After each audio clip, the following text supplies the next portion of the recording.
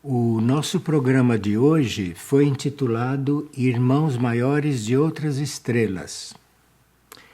O que nós chamamos de outras estrelas são mundos mais evoluídos do que a Terra. De um modo geral, são chamados de outras estrelas, porque as estrelas são coisas muito mais evoluídas que os planetas. Então, irmãos maiores de outras estrelas são aquelas consciências também que procuram nos ajudar, né? Nos ajudar a nós nos liberarmos de tantas amarras que temos com a consciência material, não?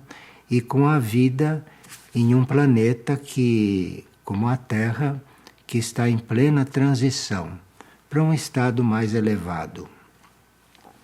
Então, esses nossos instrutores de outras estrelas nos ensinam, por exemplo, coisas básicas, como viver com fé quando estamos buscando nos superar a nós mesmos. Vocês sabem, não é, que o processo de nós nos superarmos, de nós nos transformarmos em outras coisas, é um processo que exige muita fé. E também eles nos ensinam que devemos descobrir como reagir quando nos vemos diante de obstáculos. Se um obstáculo surge, isto em uma consciência evoluída quer dizer que estamos com oportunidade de evoluir. Então surge um obstáculo e se nós chegamos a transcendê-lo, chegamos a superá-lo, é sinal que estamos evoluindo. Então, um obstáculo não é algo inimigo. Um obstáculo pode estar significando um início de um processo de evolução para nós, dependendo de como lidamos com aquele obstáculo. E outra coisa que os irmãos maiores, esses irmãos de outras estrelas nos ensinam, é que teríamos que aprender a controlar a nossa consciência. Nós temos uma consciência, somos uma consciência, mas precisamos aprender a controlar esta consciência. Porque com esta consciência controlada, temos a possibilidade de encontrar a paz.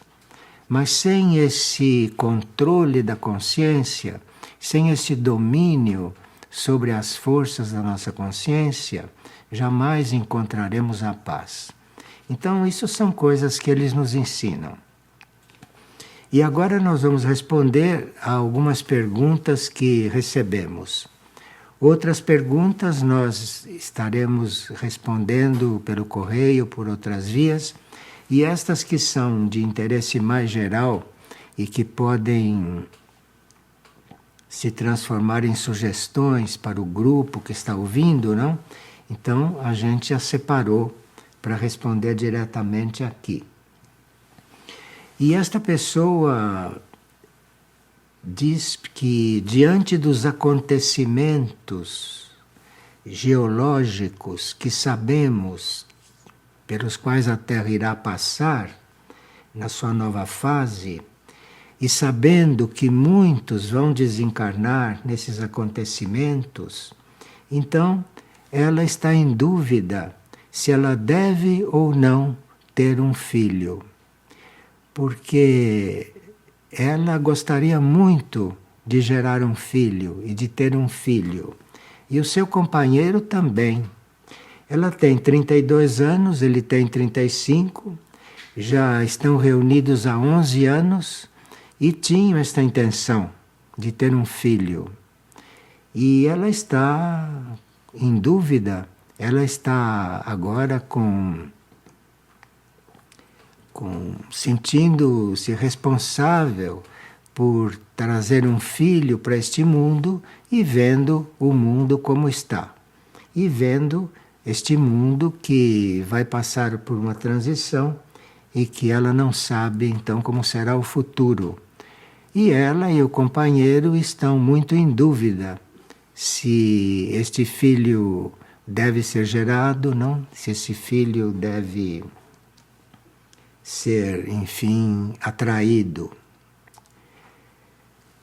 Numa dúvida como esta, numa dúvida que não é sua, se você gostaria ou não de trazer uma alma para a Terra, é uma dúvida com respeito à situação do mundo, à situação do planeta. Numa dúvida como esta, você teria que se manter neutra. Você teria que, diante desta dúvida, não fazer conjecturas, não achar que essa transição vai ser difícil ou não. Não devia ter dúvidas quanto a isso. Você precisa se manter naquela sua intenção de ter ou não este filho, mas não estar perguntando se como vai ser o futuro dele. Porque você não sabe a alma que você vai atrair, qual é o destino dela. De repente, o destino dessa alma pode ser prestar algum serviço, justamente porque o mundo está assim. Isto não quer dizer que eu esteja estimulando você a ter um filho. Quero apenas mostrar, procurar ajudar você, a que você tem que ser neutra quanto a esse assunto. Porque nenhum de nós sabe como vai ser a transição da Terra. Nenhum de nós sabe o que vai acontecer exatamente. E nenhum de nós sabe qual vai ser o destino de cada um durante essa transição. Enfim, a sua ideia sobre a transição da Terra não deve influir nesta questão de se a alma deve vir ou não para a encarnação. Quem rege isso são aqueles que organizam as reencarnações. Nós sabemos que o processo das reencarnações na Terra está um pouco desordenado. Esse processo está um pouco desordenado. Mas mesmo desordenado, existe uma direção a respeito disso. Principalmente quando aqueles que são os pais, que devem atrair essa alma, têm essas preocupações. Então, se os pais não são inconscientes, se os pais têm essas ideias a respeito da vida, da situação do planeta, do futuro do filho, se os pais são conscientes do que estão fazendo, claro que isto não vai ser uma encarnação desorganizada, como uma grande maioria é, não? Que as almas descem sem ter relação com aqueles que as estão atraindo e coisas desse tipo que acontecem muito hoje. Não é o seu caso e nem do seu companheiro.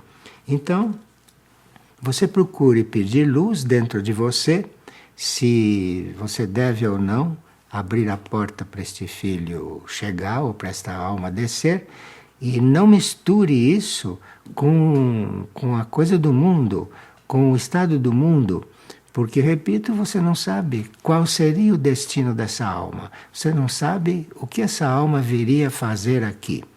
Mas eu não estou querendo nem estimular e nem desestimular. Eu estou apenas apresentando umas ideias que você vai procurar desenvolver com seu companheiro. Porque é muito bom que quando nós atraímos uma alma, os dois se sintam responsáveis. Tanto aquele que será o pai quanto aquele que será a mãe. É bom que os dois se sintam responsáveis, que decidam tudo juntos, porque senão aquela alma que for descer não vai se sentir feliz de chegar a encontrar duas pessoas divididas, pensando diferentes, não? Ou encontrar um só, porque o outro desistiu da tarefa. De forma que é muito importante, quando se trata de um assunto como este, os dois decidirem juntos, os dois entrarem num acordo perfeito, que é para que esta alma desça com uma maior segurança. Se tiver que descer e se tiver que vir, não é? Então. E aqui uma pessoa diz que o seu irmão se separou da esposa porque ela o acusou de tê-la obrigado a abortar. Veja que caso um pouco pesado, hein? E ela acha então que isto é um absurdo, porque a cunhada que abortou, segundo ela, por insistência do companheiro, não é? Que ela era a dona do seu corpo, que ela era responsável pelo seu corpo. E ela então ficou muito abalada com isto e não sabe como lidar com esses dois parentes seus, não é? Com o seu irmão e a sua cunhada. Veja, diante de uma situação como esta, que não foi você que ajudou a criar, né? Não foi você que colaborou para esta situação se desenvolver desse jeito. Então, você ficaria muito mais em paz se você se limitasse a orar por eles. A orar por eles e pela alma que foi abortada. Porque uma alma que foi abortada, um ser que foi abortado, fica um tempo nos outros planos de vida um pouco desambientado, porque é como se tivesse sido mandado de volta e às vezes até um pouco violentamente. Então, você ore por essas criaturas que estão nesse conflito e ore também por aquela alma que voltou, que teve que voltar. E depois de ter feito isso, você se tranquilize, porque se você não se tranquilizar, após ter cumprido a sua tarefa, nesse caso, não de influir beneficamente no seu ambiente familiar, você depois disso se tranquilize, porque se você não se tranquilizar, as suas reações e o seu estado vai se refletir sobre eles e vai deixar a situação um pouco mais pesada. Então, em benefício deles próprios e da alma que retornou para o espaço, não? Você não deve irradiar nenhum tipo de preocupação. Depois de ter feito o que você acha que deve fazer, depois de você orar por todos, por eles e pela alma, você se desligue do assunto, porque senão você acaba comprometida com isso e depois vai ficando corresponsável pelo que forem fazendo. De forma que é muito bom você se manter neutra, porque você não sabe se um dia você ainda vai poder ajudá-los, né? Com algum contato, ou com alguma sugestão, ou com seu amor fraterno, porque afinal se trata de um irmão seu. Bem, e uma pessoa que está morando na Suíça há mais de 30 anos, ela lá fez vários estudos e ficou muito preocupada com o livre-arbítrio.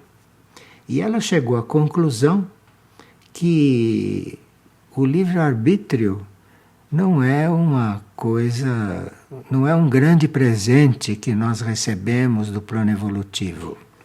Sim, você está achando assim porque você já usou bastante o livre-arbítrio nas suas encarnações anteriores e já descobriu, não é, que quando uma alma evolui, ela gostaria não é mais de ter livre-arbítrio e fazer o que ela quiser, mas ela se evoluiu, ela está buscando transcender esse livre-arbítrio, dispensar esse livre-arbítrio, que é para que ela tenha uma guiança, para que ela tenha um acompanhamento dos níveis superiores da sua consciência, ou dos seres, dos níveis superiores do seu próprio ser.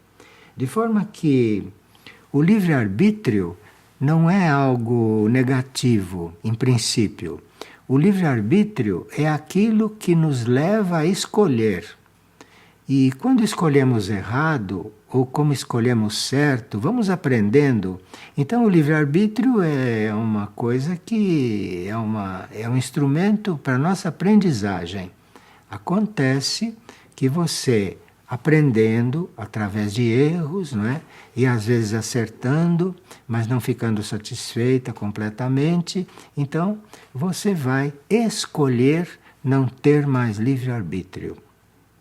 E se essa escolha de não ter mais livre-arbítrio é sincera e profunda, então você vai sentir uma guiança. Você vai sentir algo te guiando, algo te inspirando ou algo te orientando. E isso deve vir de dentro de você.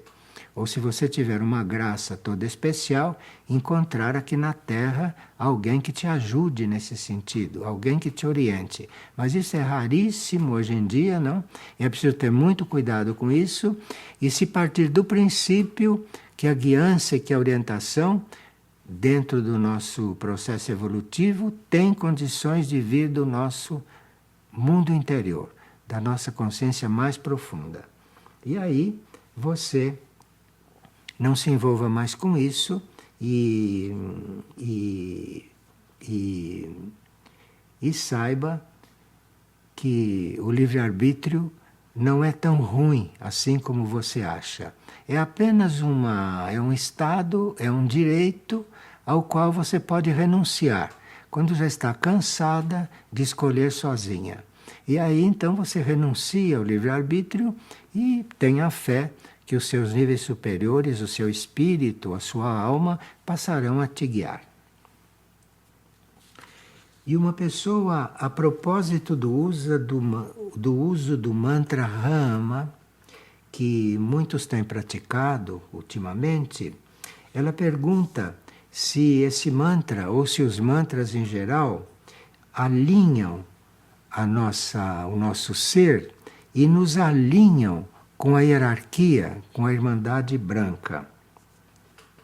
E se for assim, se ela pode adicionar alguma coisa a esse mantra Rama para que ela se sinta mais realizada nesta prática.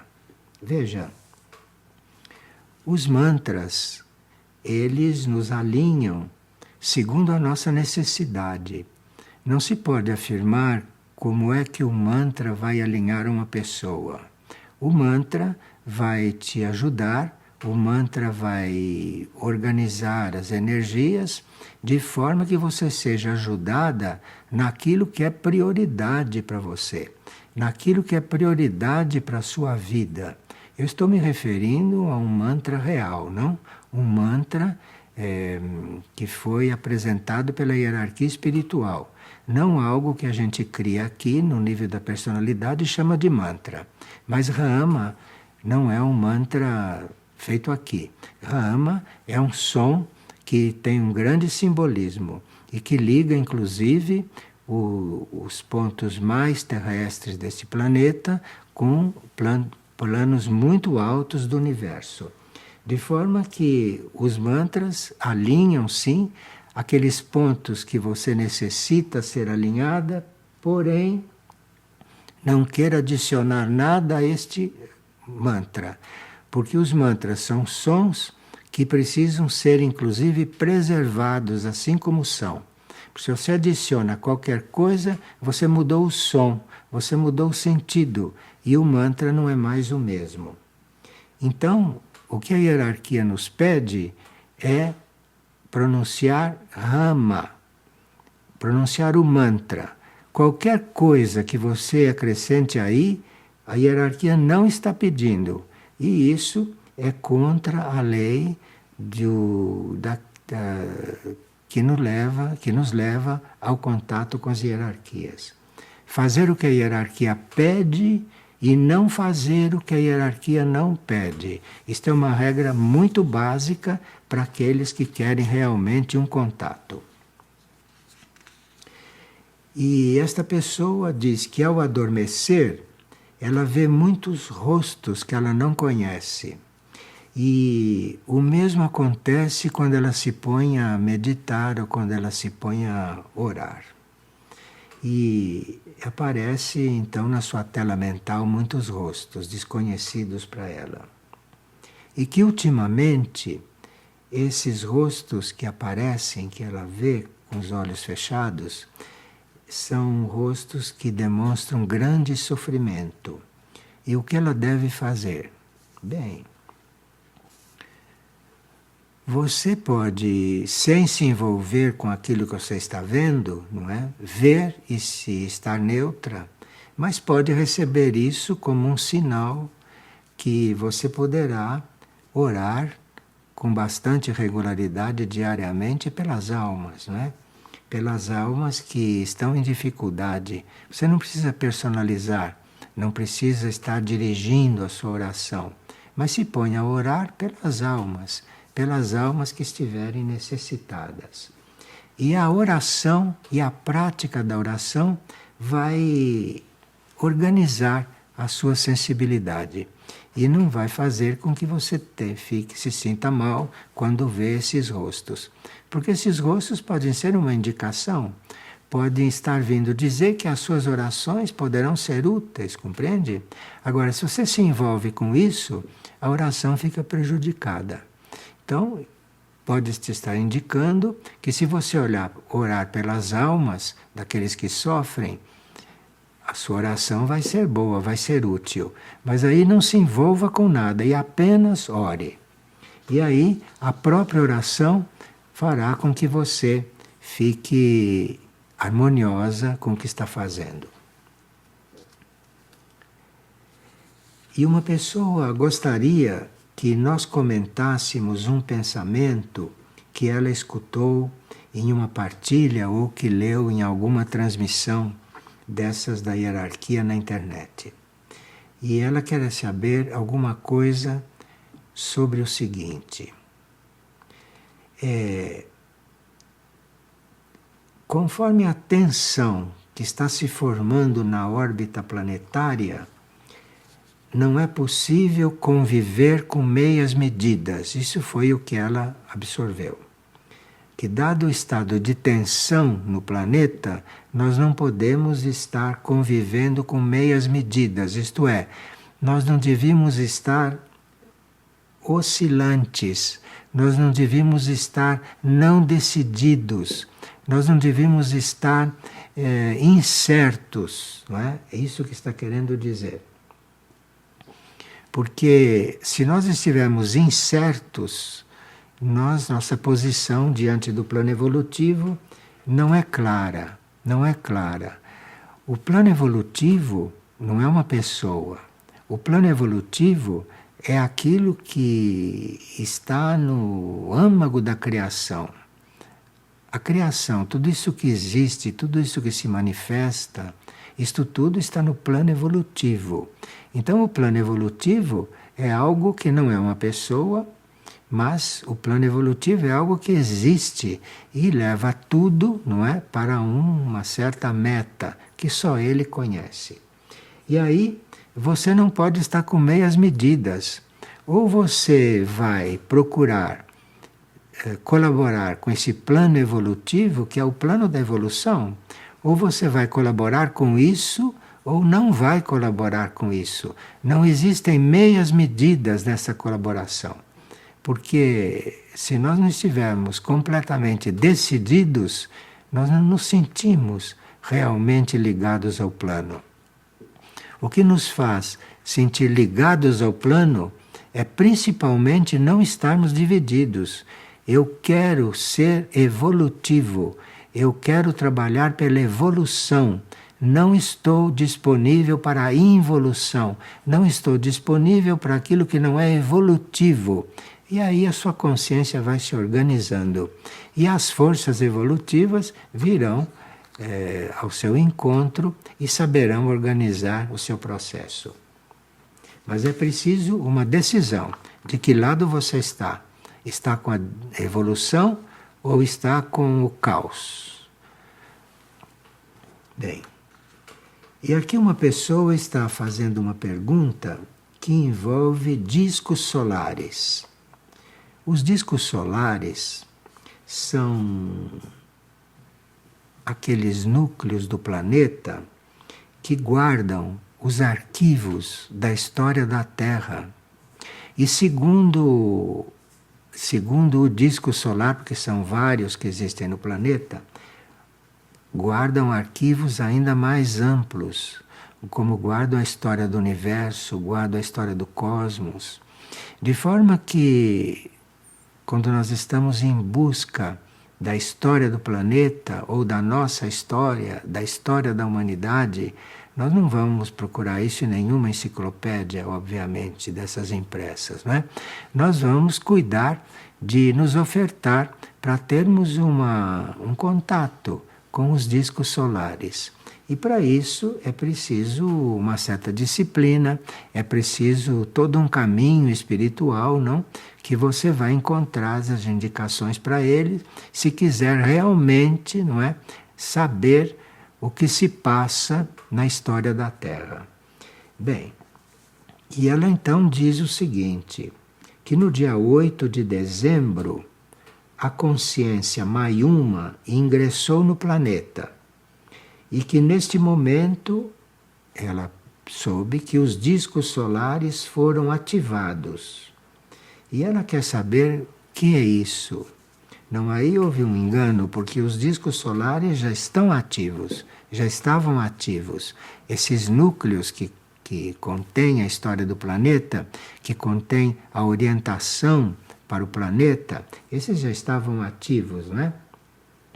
E no que diz respeito às necessidades do planeta, eles também têm lá as suas indicações. Mas é preciso estar interessada no conhecimento e não na ambição por saber as coisas. Não pode ter ambição, curiosidade para saber o que são os discos solares e o que eles guardam. Não se trata nem de ambicionar, não é? E nem de ter curiosidade por isso, não? Mas é preciso amar o conhecimento. E o que significa amar o conhecimento? Parece que amar o conhecimento significa querer conhecimento para você evoluir. O conhecimento não serve para a gente ficar vaidoso porque conhece. E não serve para ficar armazenando informações. O conhecimento serve para você ampliar a sua consciência, para você melhorar a qualidade da sua vida, não é? Aí tornar-se melhor. Porque aí você se tornando melhor, você vai encontrar o seu lugar no plano evolutivo. E se você se tornou realmente melhor, e sem ambição e sem curiosidade, o lugar que você encontrar no plano evolutivo será o teu lugar.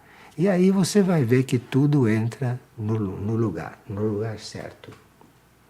Então os discos solares já estavam ativos, não estão sendo ativados agora, estavam ativos de outra maneira, talvez, mas existiram sempre e estão aí disponíveis. Aliás, o futuro da humanidade seria ter consciência desses discos solares e no futuro esta humanidade, ao invés de irem fazer pesquisas em lugares inadequados, a humanidade irá se preparar para ter contato com esses discos e aí encontrar o verdadeiro conhecimento e o real conhecimento. Aparentemente, parece que estamos muito longe desta etapa evolutiva. Mas se estivéssemos assim tão longe, não teríamos recebido a notícia de que eles existem. Se recebemos a notícia que eles existem e a notícia chegou publicamente, é porque chegou na hora da humanidade despertar para a existência deles.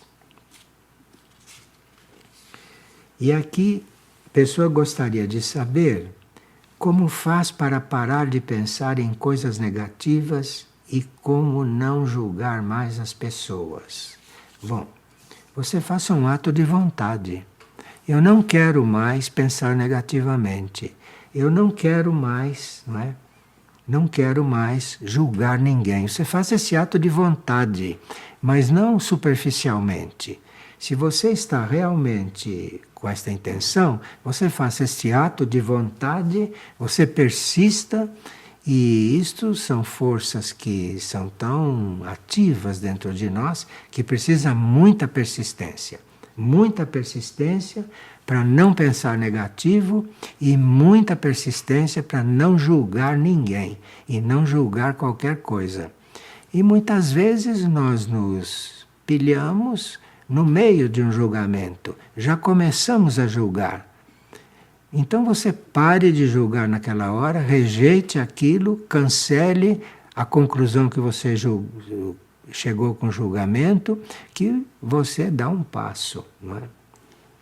E também, quando você perceber que a sua mente está pensando coisas negativas, você disse, não sou eu que estou pensando isso, não quero pensar nisso, expulse esse pensamento e troque de pensamento. Troque de pensamento. Sabe, o nosso pensamento negativo pode ser curado, mas para você curar um pensamento, para você mudar a forma de pensar, precisa que você entre em contato com pensamentos positivos, né?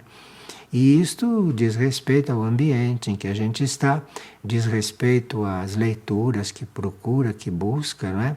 Você precisa ir substituindo esse pensamento negativo, que não é de um dia para outro que vai fazer isso, você vai substituindo cada vez que ele aparece por um pensamento positivo. E aí sua mente vai se educando. Veja, isto é um trabalho para a vida toda, não é? Mas é um trabalho que vai levando você a se libertar de tudo aquilo com o que os maus pensamentos te coligam. Porque se você cria um mau pensamento e o expele, ele vai se ligar com tudo que há de negativo aí pelo espaço e como está coligado com você, não é? Vai ampliando aquilo na sua mente. Então, quando você se percebe num pensamento negativo, mas rejeite de tal forma que ele vá longe, porque aí o universo é que vai cuidar dele. Mas é a sua rejeição pelo pensamento negativo e a sua rejeição por esse hábito de julgar as pessoas, de julgar tudo, é o grau da sua rejeição que vai levar isto para mais longe. E aí você vai ter oportunidade de mudar, de transformar o seu modo de ser. E quando nós queremos nos transformar, quando nós queremos realmente nos libertar desses nossos hábitos, dessas nossas coisas, nós somos sempre ajudados. E uma pessoa tem um cão que nasceu em casa dela e que já tem 15 anos e que de 3 anos para cá este cão vem sofrendo bastante e não se encontra a forma de curar este cão. E ele tem um grau de apego muito grande, tanto pela casa como por eles todos que moram ali. E ela vê que o cão está sofrendo muito e ela não quer seguir o conselho de veterinários que mandam executá-lo, que mandam matá-lo, porque acham que não tem cura, que é uma questão de deterioração do animal e que o que diriam é matar.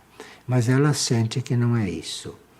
E ela não sabe como cuidar dele, porque não vê o que fazer ali naquele caso. Olha, enquanto o animal está usufruindo do contato com você, enquanto o animal está usufruindo do ambiente que você dá a ele está sofrendo, mas se ele continua usufruindo disso, ele está evoluindo, ele está se valendo disso tudo. Então não é só porque um animal está sofrendo e porque os médicos dizem que não tem cura que você vai sacrificá-lo para aliviá-lo. Não. Precisa ver como é que ele está sofrendo, como ele está atravessando isto. Você tem que observar isto, porque o importante é que atrás desse apego deve ter uma forma de amor por vocês. E enquanto ele está com isso, ele só está evoluindo. E o sofrimento dentro do seu ser não é só uma dor, não é só um incômodo. Se ele está apegado, que é a forma dele amar, não? Se ele está amando e ao mesmo tempo sofrendo, esse sofrimento é canalizado para a sua evolução, não é canalizado só para o caos e para a destruição. Esse sofrimento está levando ele a evoluir e você precisa então estar consciente disso. E no momento que você ficar consciente disso, ele vai ter um outro contato com você e você vai ver a questão dele de uma outra forma. E vai aprender com isso a ajudá-lo, a acompanhá-lo até o fim, até quando chegar o fim. Agora, sacrificar um animal é algo muito delicado, porque quando se sacrifica um animal e ele percebe que você o está sacrificando ou que ele está sendo sacrificado, a sensação que ele tem é de rejeição, rejeição por uma coisa que ele sempre amou. Então é muito delicado este assunto. Agora, se o animal já está quase inconsciente ou inconsciente, e se o corpo continua sofrendo muito, só nesse caso é que ele pode ser ajudado a aquela vida sair do corpo. Mas precisa que ele já não esteja mais consciente e só o corpo esteja sofrendo. Porque se ele levar esta ideia de que foi sacrificado, embora a pessoa que o fez faça para o bem, se ele levar esta ideia, vai destruir muita coisa que a alma do reino animal construiu através desta relação entre vocês.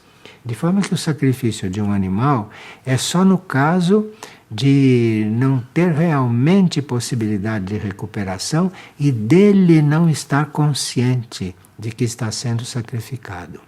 Mas é uma responsabilidade muito grande, porque a vida de um animal é também vida, não? De forma que nós não somos donos da vida dos outros. E aqui uma pessoa está perguntando: para aqueles que são escolhidos, é que existe a mudança do código genético? Bem, aquilo que nós chamamos de escolhidos são aqueles que, num passado muito remoto, escolheram ser evolutivos. Então é por isso que hoje são chamados de escolhidos. Quando a Bíblia usa esse termo escolhidos, ela está dizendo aqueles que, num passado muito remoto, escolheram ser evolutivos. Então eles não são escolhidos por ninguém, eles é que escolheram e se tornaram os escolhidos. Bom, agora, claro que para haver a mudança do código genético é necessário que o escolhido, não é, tenha já um certo desenvolvimento. Porque o código genético atual veio do reino animal. E o novo código genético não vem do reino animal. O novo código genético vem do reino angélico. De forma que o novo código genético é a nossa primeira aproximação verdadeira e real dentro do plano evolutivo, organizada com o reino angélico. De forma que é muito séria essa questão. E para haver a mudança do código genético, é necessário que a sua consciência esteja disposta a mudar. Porque o código genético está coligado muito diretamente com a consciência, o novo código, porque não veio do reino animal. E o novo código está ligado com a consciência.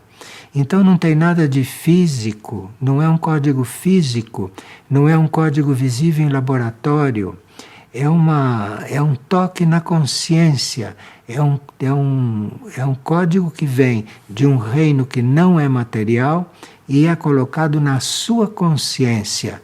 E a sua consciência deve estar muito receptiva para isso. Isto é, você não deve ter dúvida nenhuma em todo o seu ser que você quer ser outro. Porque este novo código genético é que vai criar a nova humanidade. Com o código que ela tem agora, não vai se transformar quanto é necessário.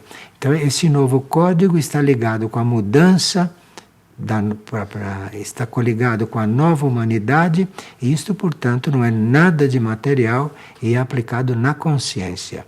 Mas sua consciência precisa estar receptiva. E estar receptiva é não ter nenhuma dúvida que quer ser outra pessoa, que quer ser outra humanidade. Mas não melhorar esta humanidade, ser outra. Isto é um novo código genético. Bem. E ela mesma está perguntando se como nos sentimos provenientes de uma hierarquia extraterrestre, como posso descobrir a minha origem? Como posso descobrir a minha origem? Se a minha origem é Andrômeda, se é Urano, e ela cita aqui várias origens das quais nós podemos vir. Bem, você só pode descobrir a sua origem através de evidência, mas não vidência em astral ou vidência em mental. Porque o astral e o mental são parecidos com isto aqui e enganam muito.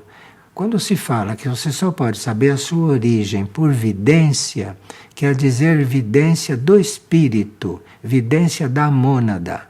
É a mônada que tem esta vidência de onde você veio, de onde você provém, de que estrela você vem, de que planeta você vem, de que universo você vem. Isso é um campo tão vasto que esta notícia não pode vir da Terra e nem de ninguém. Não é? É a mônada, é o espírito que tem que dar este toque. Não é? Então, você pode sim saber isto desde que tenha sido alguma mônada instruída que tenha lhe informado, ou que a sua própria mônada possa influir, possa lhe informar, se ela já souber e se ela tiver clareza a respeito disso. Então, saber a própria proveniência, saber de onde você veio, isto não é coisa que se possa saber pelos métodos da Terra, saber as coisas. Isto são coisas que devem vir de outros planos. E para vir de outros planos, é necessário que seja útil para você, evolutivamente, saber de onde você veio. Porque saber de onde veio significa se responsabilizar pelo que vai fazer aqui, porque é o que você for fazer aqui que você vai ter que levar para lá quando voltar. De forma que, para saber isto, precisa que nós estejamos muito maduros. Porque saber realmente de onde se veio, isso lhe dá a responsabilidade de levar para lá, voltar para lá, quando tiver que voltar, levando uma positiva experiência terrestre. Senão vai deixar o seu lugar de origem não mais evoluído, mas o seu lugar de origem um pouco contaminado pelo que você está levando para lá. De forma que é muita responsabilidade. E quando você soube do seu lugar de origem, você se responsabilizou por isso, e você, a partir desse momento, está responsável por tudo o que você vai levar consigo na hora do retorno. Bom, mas esse tema é muito amplo e não vai ser resolvido com essa breve conversa, não? Mas apenas é para te avisar que você tome cuidado para quem que você vai perguntar qual é a sua origem, porque você pode ter uma orientação completamente errada e depois fazer uma série de formas, pensamentos que não vão te ajudar. Não vão te ajudar a se libertar da Terra, mas só vão te ajudar a criar mais compromissos ainda com o planeta onde você está, que pode não ser a sua origem, como não é a de quase todos. Bom, e a pessoa pergunta, até que ponto devemos nos preocupar com os reptilianos e evitar pensarmos negativos? Como é? Bem, você esqueça essas coisas. Nós não sabemos nada desta história. Nós não sabemos nada das civilizações que estão fora da Terra. Reptilianos, isso não se coligue com essas coisas, porque isso são coisas que estão guardadas, impressas nos discos solares e que só serão realmente abertas para a humanidade quando chegar o momento. De forma que não fique conjeturando sobre as civilizações que estão presentes ou se estão presentes os reptilianos e esses ou aqueles. Não se preocupe com isso. Aguarde que os discos solares terão que um dia revelar tudo isso para alguém que tenha condições de se contatar com eles e com alguém que tenha então condições de ser o intermediário entre eles, que sabem a história humana e a história do planeta, e a humanidade, que um dia deve sentir necessidade de saber todas essas coisas. De forma que você pergunta aqui se evitando ingestão de carne, evitando ver filmes de terror, e se isto vai ajudar. Bem, se você frequenta açougue, se você frequenta filmes de terror, você está longe de estar realmente se preparando para isso. É preciso cortar com todas essas coisas, é preciso deixar de ingerir carne e ingerir qualquer produto animal, isso para começar, e nem se comunicar com esses filmes, nem se comunicar com esse tipo de comunicação, porque isso vai poluindo a sua mente, vai poluindo o seu cérebro e vai deseducando a sua sensibilidade. De forma que é preciso um regime de purificação. E esse regime de purificação, você vai entrar nele seguindo a sua consciência, não é? E tendo fé que a sua consciência vai saber levar você. E aqui um terapeuta teve um sonho. E nesse sonho ele teve a impressão que iria desencarnar.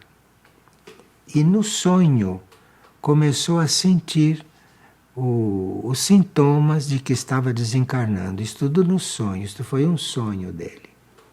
E ali no sonho ele ficou experimentando uns movimentos de energia e soube ali que ele estava aprendendo a desencarnar. E ele acordou muito angustiado, muito angustiado e não sabe realmente como se liberar do que ele está sentindo.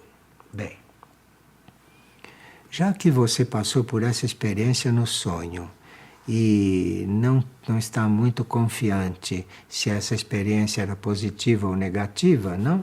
Você pode procurar se informar o que acontece durante o processo da nossa desencarnação. Isso existem livros que falam sobre isso, que te dão todas as fases do processo da desencarnação. Você se informe sobre isso, porque a gente só perde esse receio, a gente só perde esse medo, que chamam de medo da morte, porque somos ignorantes, porque não sabemos o que se passa. Mas no momento que você fica sabendo o que se passa durante esse processo, você se prepare para isso, porque isso é o destino de nós todos.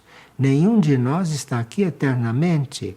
A única coisa certa do nosso futuro é que um dia vamos desencarnar. Esta é a única coisa certa. Todo o resto são imaginações e conjecturas e planos nossos. A única coisa certa mesmo na vida é que um dia vamos desencarnar. Então, por que não se preparar para isso? Se preparar não quer dizer antecipar. E se preparar não quer dizer apressar este fato. Se preparar quer dizer estar preparado para passar por isso a qualquer momento. Porque isso é infalível e irremovível. Ninguém fica aqui eternamente, fisicamente. De forma que é preciso procurar informação sobre isso. Existem certos trechos dos livros do tibetano de Alice Bailey que descrevem esse processo. Você procurando nos catálogos, você encontra qual é o livro que fala disso. E nós temos um pequeno livro que se chama Morte Sem Medo e Sem Culpa, que lá está descrito muito sucintamente o que acontece. E temos também uma série de CDs que vão ser reeditados agora, que se chamam A Morte Sob Controle. São 4 ou 5 CDs que descrevem isso com todos os detalhes, sem pôr medo em ninguém e se mostrando que o nosso desencarnar é parte da vida. Não é nada de grave, nada de mais sério do que se passou até aquele momento. É parte da vida. Isso faz parte da nossa saída do plano físico. De forma que nós precisamos saber o que se passa. E essas coisas que você descreve no sonho, me parece que não são muito exatas. Porque nós podemos, se estamos preparados, podemos ajudar a nossa saída. E segundo o nosso trabalho de desapego da matéria física, saímos por certas partes do corpo físico. E podemos saber o que acontece se saímos pelo abdômen, se saímos pelos pés, se saímos pela cabeça. Então, naquele momento, você vai vendo qual é o movimento das energias e fica sabendo se você vai sair pelos pés, se você vai sair pela cabeça, ou por onde você vai sair, ou como vai se desapegar finalmente da matéria física. E isso está tudo descrito. É só você se interessar e ir nas fontes fidedignas e não ficar numa certa confusão astral, não é, que originou esse seu sonho. E ele pergunta se isso veio da sua própria mente ou se será alguma entidade o atormentando. Bem, a nossa mente é um armazém de coisas, sabe? A nossa mente é um verdadeiro armazém de tantas coisas que você andou colhendo por aí. E a mente também tem o poder de organizar essas coisas à maneira dela. De forma que você ir se informando em fontes autorizadas, você vai corrigir a sua mente quando ela começar a imaginar. E depois é preciso saber que, basicamente, o que vai permitir uma desencarnação harmoniosa e uma desencarnação lúcida é você estar preparado para ela. Estar preparado para ela significa ir se desapegando de tudo aquilo do que você vai desencarnar. Então, você imagine, você vai desencarnar do quê? Você tem que desapegar de tudo aquilo no qual você está encarnado. Inclusive se desapegar no fim do seu próprio corpo físico. E isto produz uma harmonia, isso produz um arejamento entre as tuas células mentais, emocionais, etéricas e físicas, que a hora de desencarnar é apenas uma saída. Não tem nenhum daqueles processos dolorosos e difíceis. É uma saída do corpo. Uma saída do corpo tão simples como você sai do corpo físico quando adormece. É uma coisa assim, só que você vai sair para entrar num sono que não vai ter mais volta. Não vai acordar de manhã cedo. É a única diferença. Mas você precisa se preparar para isso.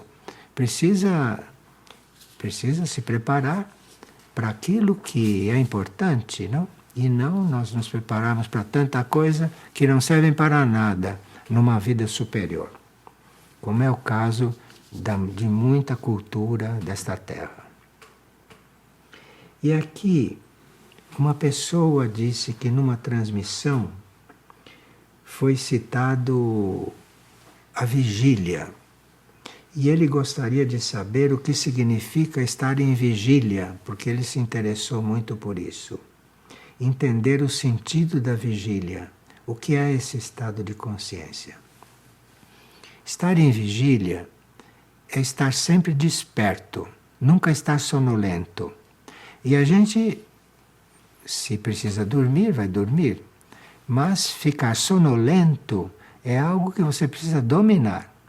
E você dominando essa tendência para ficar sonolento quando não é hora do corpo dormir, do cérebro dormir, então você precisa dominar isto e aprender a ficar consciente, autoconsciente. E só se deixar tomar pelo sono, não é? quando for o momento, quando está planejado que o seu corpo e o seu cérebro vão dormir. Agora, estado de vigília é você treinar e estar sempre atento. Então, se você não está entregue ao sono, você deve estar em vigília, você deve estar atento e procurar zelar por esta atenção, não? Ver o que se passa em si e não dar corda para qualquer movimento de lentidão ou qualquer movimento de amortecimento, porque senão você sai desse estado de atenção. E quando esse estado de atenção consegue se instalar em você, enquanto você dispõe que são suas horas de estar acordado, você então, se está com isto bem presente, e se isso já está acontecendo, você entra em vigília. E entrar em vigília é um pouco mais de estar no estado de atenção. Quando a atenção se transforma em vigília, você durante a vigília fica sabendo de certas coisas que se não estiver em vigília não sabe. Então o estado de vigília lhe coloca num certo processo de conhecimento de você mesmo e de muitas outras coisas. E para experimentar o que é um estado de vigília, você precisa primeiro aprender a se autocontrolar, não é? E não adormecer quando você não quer. E ficar lúcido quando você quiser ficar lúcido, né? E estar atento quando você não estiver dormindo. Se não está dormindo, deve estar atento. E você vai aprender a ver tudo o que se passa em volta de você. Coisas que as pessoas normalmente não veem. Não veem nem o que tem que ver. E você vai ver tudo o que se passa em redor de você. Isso chama-se estado de atenção. E daí sai o estado de vigília, que é outra coisa. Que é um estado que lhe traz, inclusive, o conhecimento de você, seu. E ela disse que na cidade onde ela mora tem aparecido luzes no céu e que são movimentos muito harmoniosos e alguns muito intensos de luminosidade. E ela tem uma certa instrução sobre isso, não é? Mas ela gostaria de receber uma palavra a respeito disso. Então, se você na sua cidade vê uma coisa dessas no céu, está segura que não é um avião que está andando a uma grande altura, mas que é realmente uma coisa que está parada, não está se movendo, está parada, está se mostrando, isto quer dizer que está havendo uma tentativa de contato com você. Uma tentativa de contato. E são aquelas energias, e são aquelas consciências que estão querendo se contatar, que devem fazer este contato, e não você. Então, quando você vê uma coisa dessas no céu, a primeira coisa que você faz é ser grata. Oh, estou vendo uma luz, estou vendo algo no céu. Seja grata e nada mais, nada mais. Não passe disso. Não passe de manifestar gratidão. E a partir daí, as coisas começarão a acontecer. Se é que essas consciências, que vêm em forma de luzes, têm algum contato a fazer com você. Essas consciências, ou melhor, a vida extraterrestre, tentou várias vezes esses contatos normais com a Terra e com as pessoas. Mas isto tudo não foi muito bem compreendido e nós emitimos muitas coisas, emitimos muitas respostas, mas emitimos pouca gratidão. E a gratidão é o que realmente faz o contato. É a gratidão que realmente faz a ligação, forma a ligação. De forma que se você conseguir ser grata, por ter visto ou por ver normalmente estas coisas, se você conseguiu ser grata, continue aperfeiçoando isso e vá cancelando todo tipo de ambição, todo tipo de curiosidade por isso, que Se for o caso, isto irá se aperfeiçoando. E à medida que você for ficando harmoniosa diante dessas revelações, e à medida que você for aperfeiçoando a sua gratidão, você irá passando por belas experiências. Porque isto aqui é uma coisa que foi muito real. E uma pessoa quer saber se trabalhar para o governo, porque ela trabalha para o governo, fez um concurso público e ela está vendo certas coisas, está assistindo certas coisas e quer saber se o fato de estar num serviço de governo, se isso pode travar a sua evolução. E como é isso? Veja, o resto do mundo não é muito diferente dos governos, sabe? Porque tudo tem vários lados, né? Existe uma ideia para governo de verdade, existe um ideal para governo, existe uma utopia para o governo do mundo. E se você está coligado com o verdadeiro governo, que deve ser um reflexo do governo cósmico, não? Porque o governo é cósmico, o cósmico é todo governado. Mas só que o cosmos é governado com amor, né? Não é governado com outras energias, é governado com amor. De forma que você, se trabalha para o governo, embora seja esse governo terrestre, se você trabalha para o governo, depende do que você está fazendo ali, depende da sua consciência ali dentro. Escute, você sabe que as almas muito evoluídas, como Padre Pio e outros, as almas muito evoluídas, antes de, quando desencarnam, antes de chegarem na sétima dimensão, as almas evoluídas passam pelo inferno. São os momentos, mas em geral passam pelo inferno. Porque no passar pelo inferno, as almas evoluídas conseguem algum milagre. Pelo fato delas o destino não ser o inferno, né? O destino das almas evoluídas não são as dimensões mais baixas, que a gente chama de inferno. As dimensões mais baixas que existem nesse planeta e na sua aura. Então, nessas áreas da consciência, toda alma evoluída passa por lá. Passa por lá espontaneamente, porque sabe que só naquela passagem por lá, lá muda alguma coisa. Não deixa de ser inferno, mas o que muda lá é muito misterioso. E está nas histórias de Padre Pio, histórias que escreveram depois que ele desencarnou, está lá que ele parece que passou 3 dias do nosso no inferno, logo que saiu do corpo. E não se sabe o que a presença dele no inferno conseguiu lá. O que nós sabemos é que hoje a mãe do mundo, que se apresenta para nós como Maria, a mãe do mundo está trabalhando o inferno. E tudo isso vem muito ao caso hoje. Então você está fazendo esta pergunta, está muito atualizada com respeito a certas coisas que estão acontecendo. Mas não é preciso desejar ir lá fazer nada, porque se a gente deseja ir para lá, para começar não vai. Porque você vai para o plano de consciência que te corresponde. Mas quando você já está destinado para um plano muito superior e a sua mônada, a sua alma se oferece para fazer um serviço lá, você faz uma passagem por lá. Por que não?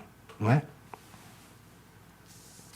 E ela está perguntando, quando ora, apesar de sentir muita paz, ela sente em certos momentos incômodos, tais como arrepios em certas partes do corpo. Bem, esses arrepios e esses incômodos são daquelas células tuas que não estão tão harmoniosas com a energia que você está atraindo com as suas orações e com os seus trabalhos espirituais. Então tem sempre um lado seu, não é um lado seu como consciência, são células suas que não estão ainda na vibração adequada, não é, para receberem certos impulsos espirituais. E aí você não dê importância para isso, continue orando que essas reações acabam passando. E ela está perguntando se a alimentação influi nisso. Olhe, não sei se é o momento de nós estarmos idealizando regimes alimentares, sabe? Porque nós já devemos ter uma certa lucidez com respeito à vida imaterial e que essa lucidez consegue uma certa transmutação daquilo que você come, daquilo que você ingere. Então, não se trata de estar escolhendo muito alimento, porque nós devemos nos preparar pelo contrário, sabe? Nós devemos nos preparar para nos alimentarmos do que houver, do que encontrarmos, porque vamos chegar num ponto em que vai faltar alimento. E não está longe esse dia. De forma que você tem que se preparar para se alimentar do que tiver. Claro que com um certo espírito de seleção. Não vai se alimentar de produtos animais se houver produtos vegetais à sua disposição, não é? Se houver produtos minerais à sua disposição. Precisa ter um critério. Mas o preparo não é para escolher métodos alimentares. O preparo é você se alimentar do que for disponível, porque vamos chegar a este ponto. E se você estiver preparada para isso, mesmo que você tiver que se alimentar de uma coisa que você sabe que é inadequada, mas que o seu corpo precisa se alimentar de alguma coisa, o seu corpo vai aprender a transmutar. Você acha que Jesus naquela ceia, como ele conseguia comer o que estavam comendo os outros? Porque ele transmutava o que comia. Transmutava o que comia.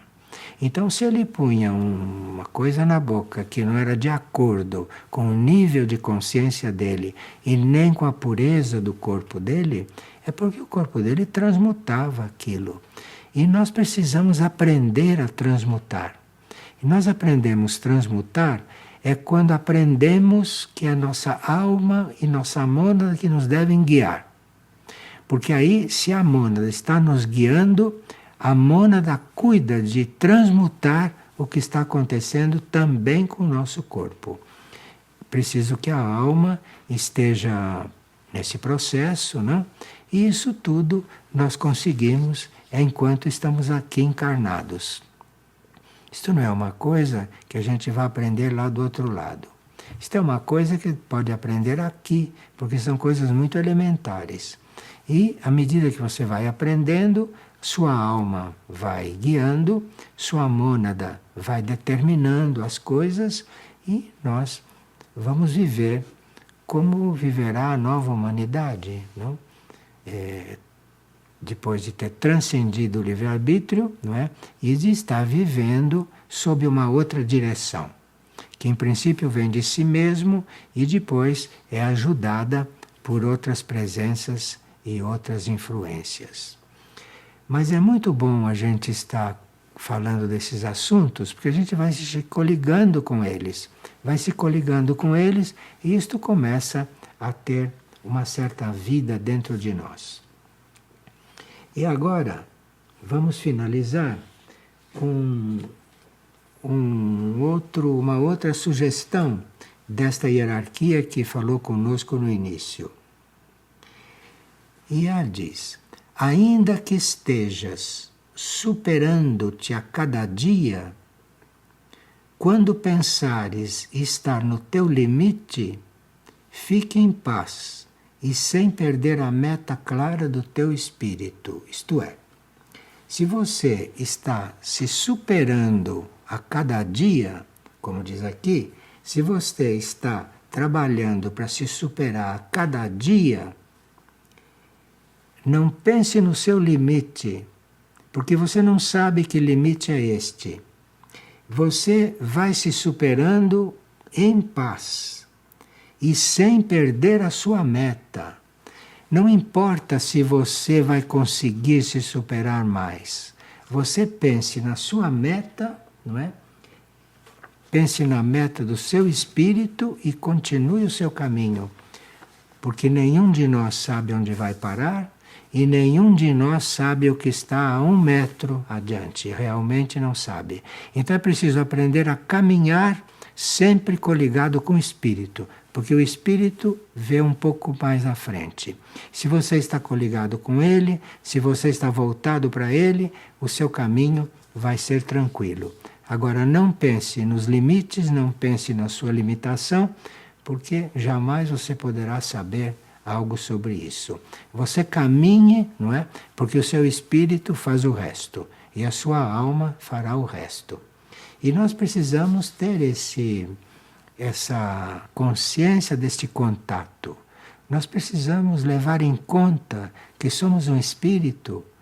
Nós esquecemos que somos uma mônada, só lembramos que somos uma mônada, às vezes poderosa, uma vez por ano ou uma vez por mês. Nos lembramos da nossa alma de vez em quando o nosso pensamento devia estar aí, para que esta vida terrestre, essa nossa vida dentro de um corpo, possa ser uma vida criativa. Mas essa energia criativa vem do alto de nós mesmos, não vem desse nível horizontal, onde está a nossa consciência humana. Isto vem do alto, isto vem de níveis elevados do nosso ser, que existem. Basta que você, em vez de olhar só para frente, para baixo e para trás, se lembre de vez em quando olhar para o alto, sabe? Olhando para o alto começa a responder. Obrigado, então. Obrigado, e no próximo mês iremos publicar o dia da nossa próxima partilha, ou do nosso próximo encontro. Obrigado.